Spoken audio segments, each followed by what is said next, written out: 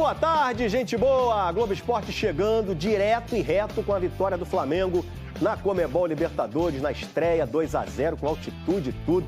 Brilho de sempre, né? Desses caras aqui, Bruno Henrique e Arrascaeta. A geração de 2019 continua heróica no Flamengo. Eles são um retrato recente de um Flamengo tão vitorioso. Arrascaeta e Bruno Henrique. A vitória na estreia da Libertadores tem a cara desse Flamengo.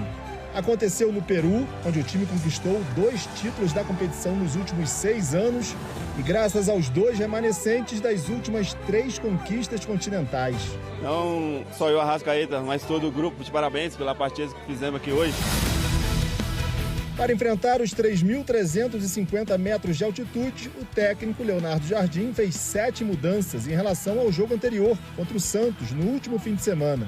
Algumas por causa de lesão, outras por opção mesmo. Arrascaeta, titular absoluto, começou no banco. Bruno Henrique, geralmente reserva, começou jogando.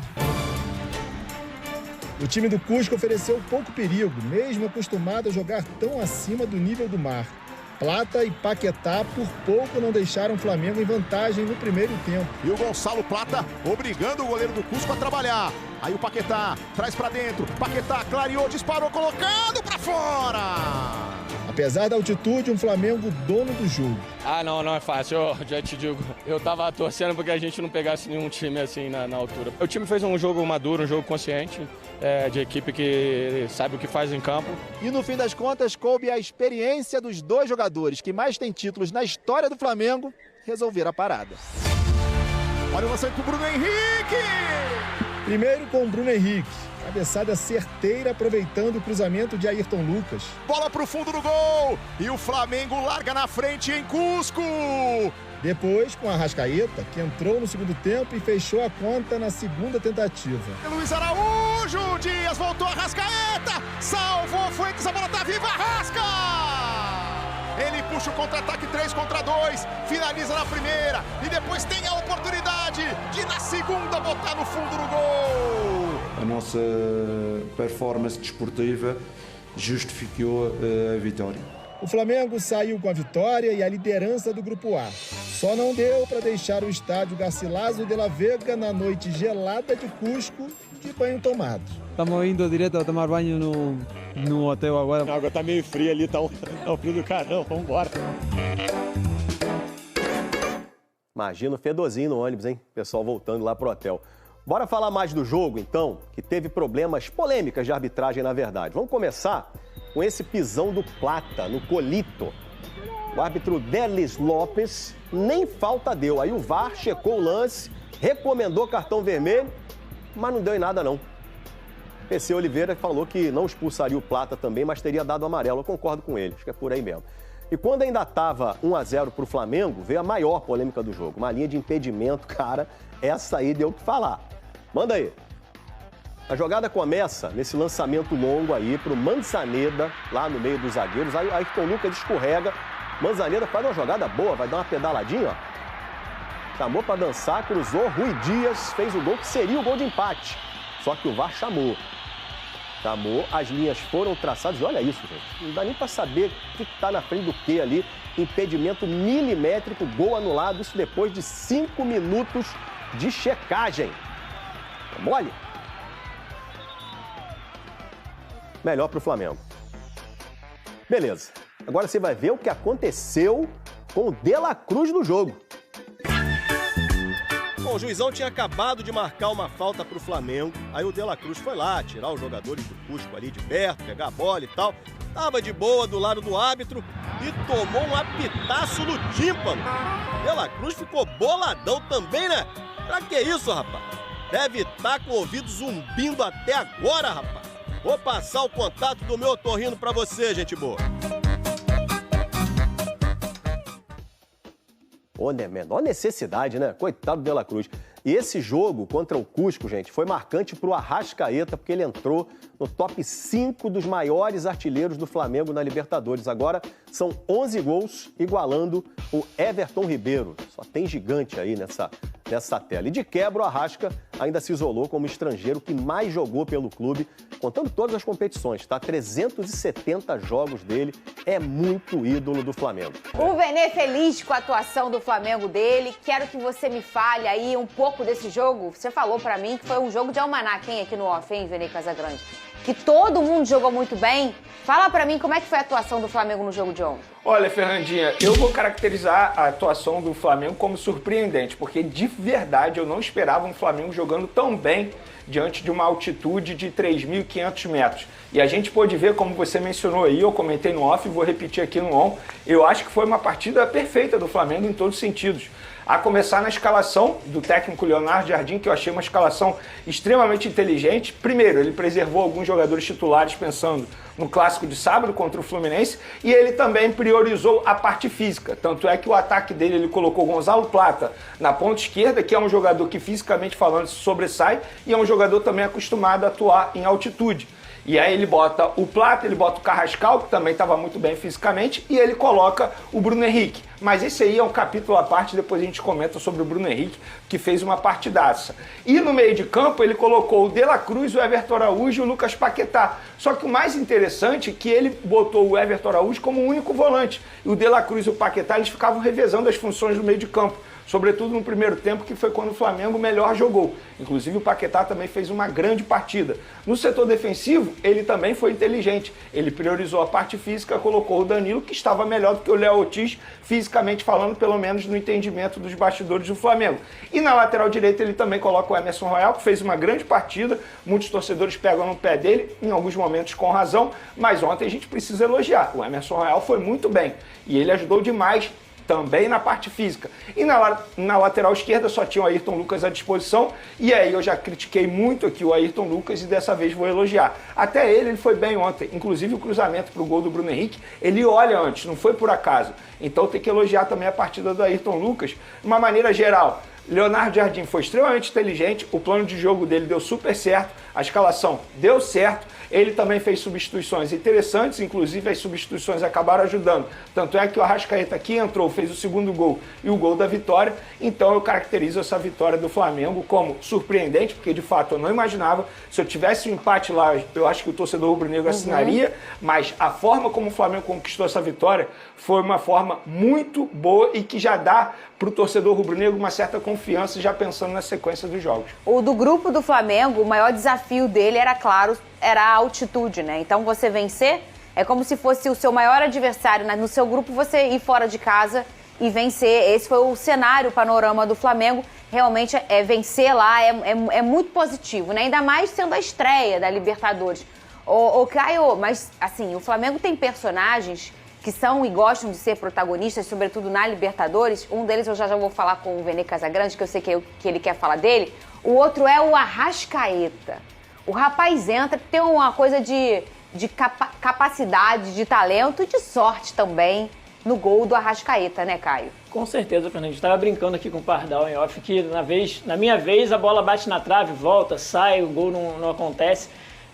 E o Arrascaeta, com a camisa do Flamengo, ele já tem muita história, ele é um cara muito respeitado, está aí na galeria dos grandes ídolos da história do Flamengo. Após o jogo também estava conversando aqui com o Vene Off, falei com alguns amigos flamenguistas e estava questionando a eles aonde que o Arrascaeta está no ranking ali de ídolos da história do Flamengo, e a maioria deles colocando sempre ali no top 5, no máximo top 10, alguns colocando inclusive só abaixo do Zico. Enfim, é óbvio que cabe muita discussão. O Flamengo tem vários ídolos ao longo da sua história, grandes ídolos identificados com o clube, que conquistaram muitos títulos com o clube, então é uma disputa grande, mas o Arrascaeta, ele é um cara, assim, para a história do Flamengo, sensacional. E ontem ele entra no final do jogo e a bola que ele recebe, ele aproveita, tem a chance de fazer o gol, quase fez outro também numa finalização logo depois, podia ter feito o terceiro gol do Flamengo.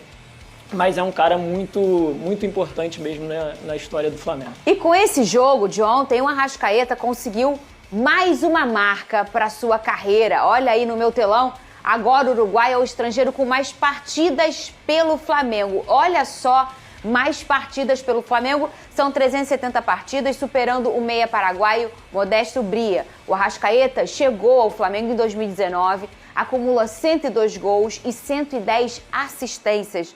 Já Modesto, que até ontem era o dono do recorde, foi campeão do primeiro tricampeonato carioca do Flamengo, 4-2, 4-3, 4-4, e fez 369 jogos pelo time rubro-negro entre 43 e 53. Olha aí, o Modesto ficou 10 anos. O Arrasca tá há 19. Quantos anos aí? Faz aí você, por favor, que eu não vou passar. Só desde 20, 21, 7, 8. 7. Você vê que ele tá melhorando. 7. É porque eu fiquei na dúvida, 7 anos, 8 temporadas, eu fiquei nessa dúvida. Mas enfim, são 7 anos. Ele começa no Carioca de 2019. Ele começa em 2019, junto com o Bruno Henrique e Gabigol na ocasião. Pra você, Vene, Anderson e DJ Careca, pensem também na resposta. Que são os nossos rubro-negros aí. Vê como a Flá parece ser grande, né? Ô, Vene Casagrande.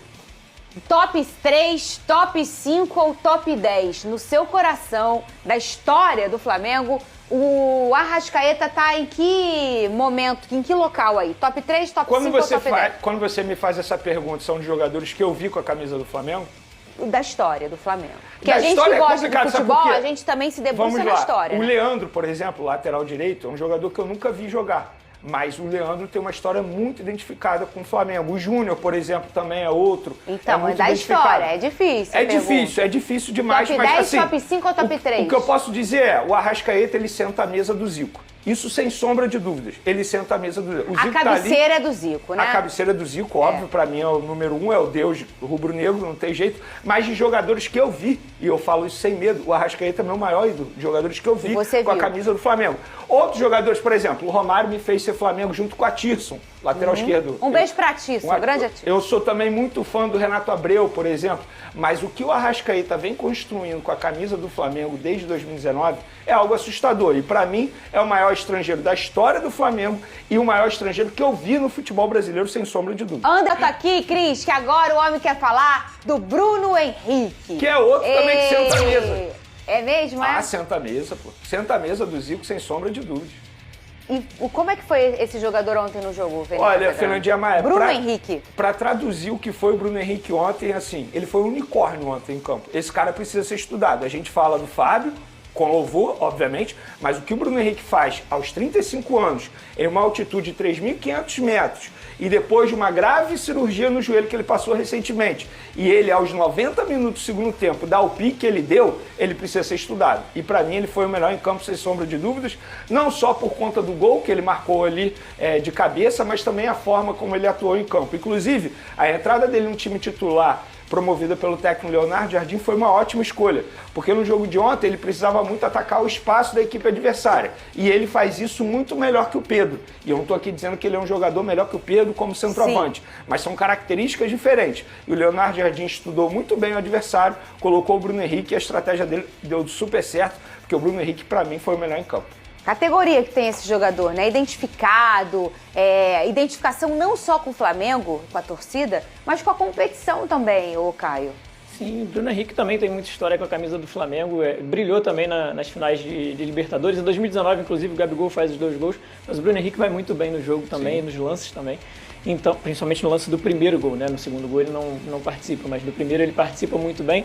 E ele vem escrevendo a história dele com a camisa do Flamengo, assim como a Arrascaeta, de maneira brilhante, assim. Então, independente da brincadeira aqui que a gente falou de arbitragem, a gente vai falar mais pra frente, o Flamengo fez uma baita partida ontem, comandada e com os gols marcados pelos 2 maiores ídolos dessa geração, né? Arrascaeta e Bruno Henrique. Entendo eu que pro rubro-negro o jogo de ontem foi um combo completo, né? Vitória na altitude com o gol de Bruno Henrique e Arrascaeta.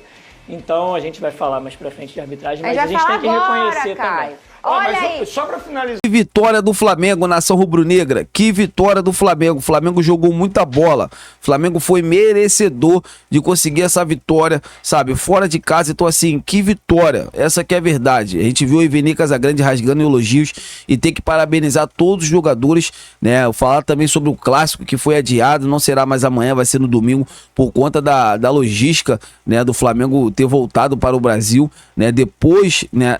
Do prazo estipulado.